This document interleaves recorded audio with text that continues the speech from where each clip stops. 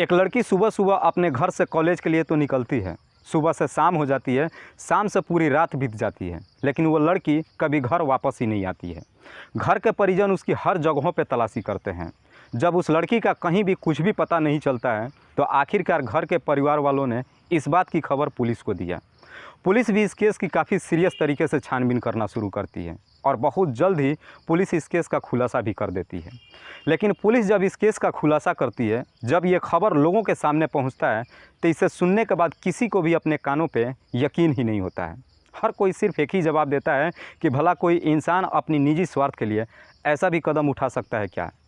वाकई में दोस्तों, आज की जो कहानी है यह आपको भी सोचने और समझने पर मजबूर कर देगी। नमस्कार, आदाब, मैं हसमुद्दीन और आप देख रहे हैं सफ़र क्राइम तक। आज की जो सच्ची घटना मैं आपको सुनाने वाला हूं, दरअसल ये घटना है हरियाणा प्रदेश की। हरियाणा प्रदेश का एक शहर पड़ता है पलवल, जो दिल्ली से मात्र 60 किलोमीटर की दूरी पे है। पलवल का ही एक थाना पड़ता है चांदहट। बात कर रहा हूँ मैं 21 अक्टूबर 2022 की सुबह के 9 बजे के आसपास।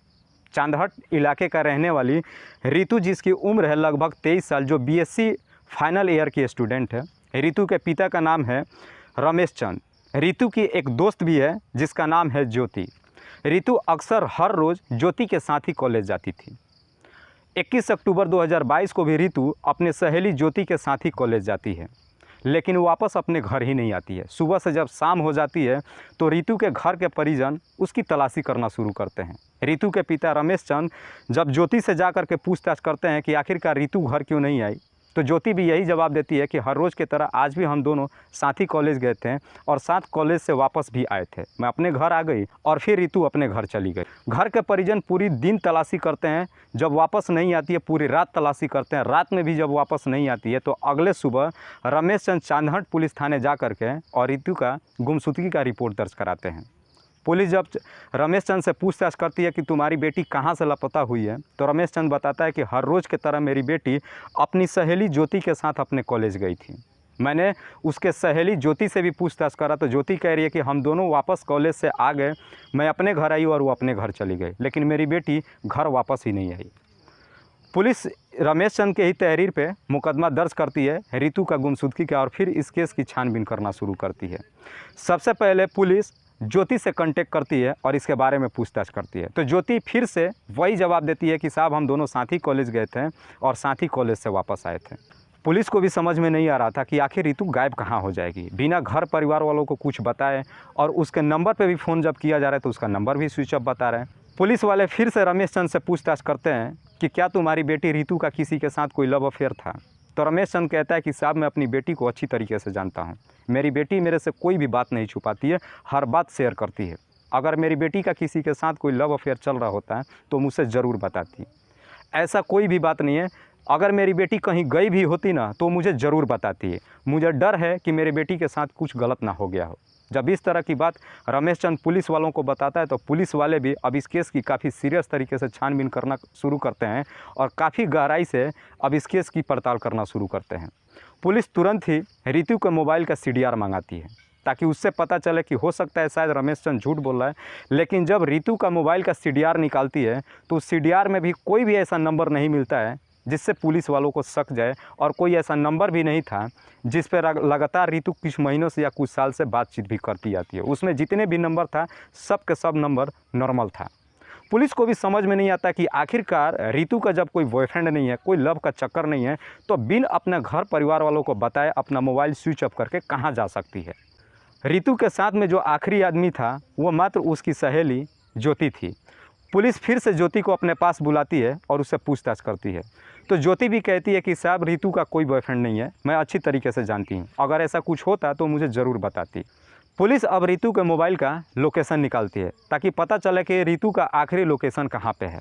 जब पुलिस रितु का मोबाइल का लोकेशन निकालती है तो पता चलता है कि रितु का मोबाइल का लास्ट लोकेशन उसकी सहेली ज्योति का ही घर बता रहा था और वहीं पे उसका मोबाइल भी स्विच ऑफ हो जाता है। पुलिस जब ज्योति से फिर से पूछताछ करती है तो ज्योति कहती है कि साहब जब हम कॉलेज से आए थे तो उस टाइम रितु का मोबाइल स्विच ऑफ होने वाला था, उसके मोबाइल का चार्ज ख़त्म हो गया था, इसीलिए वो मेरे घर पे नहीं रुकी, बोली कि मैं जल्दी जल्दी अपने घर जा रही हूँ, मुझे अपना मोबाइल चार्ज करना है, और तुरंत ही मेरे घर से निकल गई। लेकिन उसका मोबाइल मेरे घर पर ही बंद हो गया था। लेकिन ज्योति के इस बात पर पुलिस वालों को यकीन नहीं होता है। और पुलिस इंटरनल ही अब ज्योति के मोबाइल का CDR निकालती है। लेकिन पुलिस जब ज्योति के मोबाइल का CDR निकालती है तो एक बड़ा ही चौंकाने वाला खुलासा होता है। दरअसल ज्योति के CDR में एक ऐसा नंबर था जिस पे ज्योति पिछले कई महीनों से लगातार बातचीत कर रही थी और वो नंबर किसी पवन नाम के लड़के पे रजिस्टर्ड था। पुलिस जब ज्योति से पवन के बारे में पूछताछ करती है तो ज्योति साफ साफ कह देती कि पवन मेरा बॉयफ्रेंड है, मेरा उसके साथ पिछले कई महीनों से लव अफेयर चल रहा है, इसीलिए मैं उससे बातचीत करती हूँ। लेकिन पुलिस जब रितु, उसके सहेली ज्योति और उसके बॉयफ्रेंड पवन का मोबाइल का जब लोकेशन निकालती है तो इन तीनों का लोकेशन ज्योति का घर ही बता रहा था। पुलिस को भी समझ में नहीं रहा था कि इन तीनों का एक साथ मोबाइल का लोकेशन ज्योति के घर पे क्यों बता रहा है। इसी शक के आधार पर पुलिस तुरंत ही ज्योति को अपने कस्टडी में लेती है और फिर उससे सख्ती से पूछताछ करती है।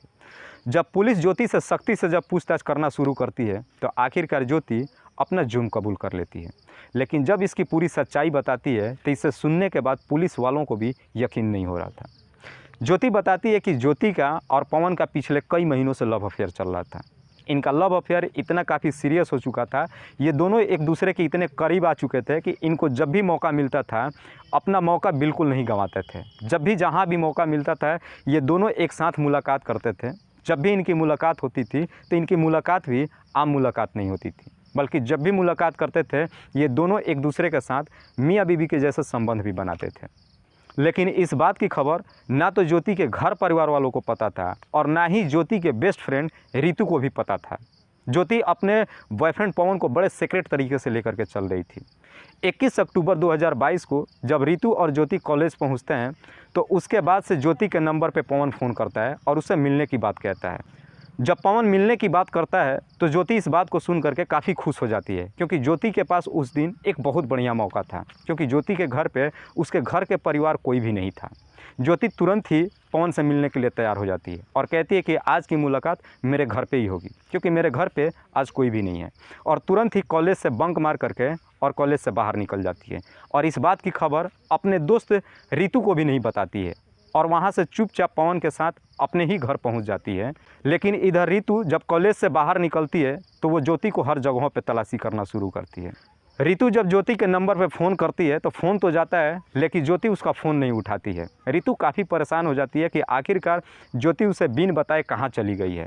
रितु जब अपने कॉलेज से निकलती है तो ज्योति को ढूंढते हुए पहले वो अपने घर ना जा करके ज्योति के ही घर पे जाती है कि आखिरकार ज्योति कहाँ पे। अगर वो घर पे नहीं है तो इस बात की खबर उसके घर परिजनों को देना बहुत ज़रूरी था। लेकिन रितु जब ज्योति के घर पे जाती है तो देखती है कि एक ही कमरे में ज्योति और उसका दोस्त पवन थे और जब इन दोनों को एक साथ देखती है तो रितु को समझते देर नहीं लगता है। देखने के बाद उसके पैरों तले ज़मीन खिसक जाता है। रितु ज्योति से पूछती है कि ये कौन है और क्या चल रहा है। जब ज्योति भी रितु को देखती है वो काफ़ी घबरा जाती है। उसको लगता है कि जिसको मैंने आज तक इतने सीक्रेट तरीके से लेकर के चला था आखिरकार आज इसका खुलासा हो ही गया और इसके बारे में उसकी दोस्त रितु को पता चल गया। ज्योति कहती है कि ये मेरा बॉयफ्रेंड है, पिछले कई महीनों से मेरा इसके साथ लव अफेयर चल रहा है, लेकिन इस बात की खबर मेरे घर परिवार वालों को नहीं है और मैं उम्मीद करता हूँ कि तुम भी इस बात की खबर मेरे घर परिवार वालों को नहीं दोगी। लेकिन इस बात पर रितु कहती है कि ये जो तुम कर रही हो ये बिल्कुल गलत है, इस बात की खबर तुम्हारे घर के परिजनों को होना चाहिए। रितु जब इस तरह की बातें करती है तो पवन और ज्योति सुन करके काफ़ी डर जाते हैं। उन्हें लगता है कि अब ये शायद रितु बात मेरे घर परिजनों से कह देगी और जब मेरे घर परिजन वाले जानेंगे तो न जाने मेरे साथ क्या करेंगे। इसीलिए जल्दबाजी में एक ऐसा कदम उठा लेते हैं जो शायद उन्हें नहीं उठाना चाहिए था। तुरंत उसी कमरे में रितु को खींच करके ले जाते हैं। पवन और ज्योति दोनों मिल करके रितु को गला दबा करके हत्या कर देते हैं। हत्या तो कर देते हैं लेकिन रितु जब इस दुनिया को छोड़ के चले जाती है तब ये सोच में पड़ जाते हैं कि उसके डेड बॉडी को ये लोग ठिकाने कैसे लगाएं।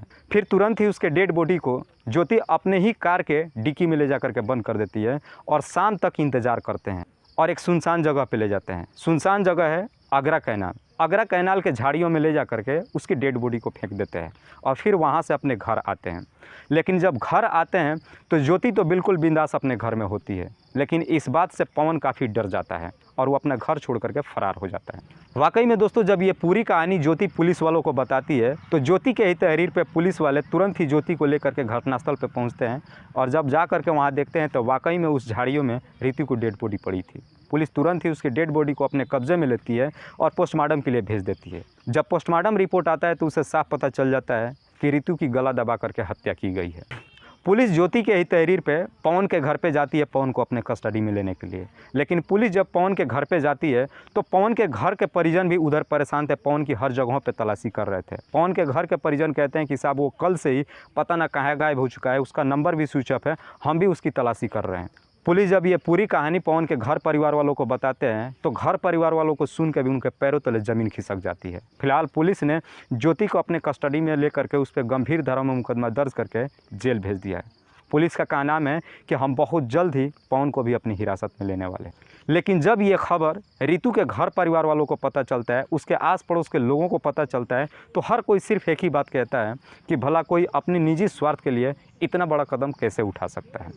दोस्तों, इस कहानी को सुनाने का उद्देश्य मुझे किसी को परेशान नहीं करना है, किसी को तकलीफ़ नहीं पहुंचाना है। बस आपको बताना है आप जहां भी रहें सुरक्षित रहें और अपनों का ख्याल रखें। वीडियो अगर पसंद आई होगी तो एक लाइक करके चैनल को ज़रूर सब्सक्राइब कर लीजिएगा। फिर मिलते हैं एक और नई कहानी के साथ कल रात 8 बजे। तब तक के लिए जय हिंद, जय भारत।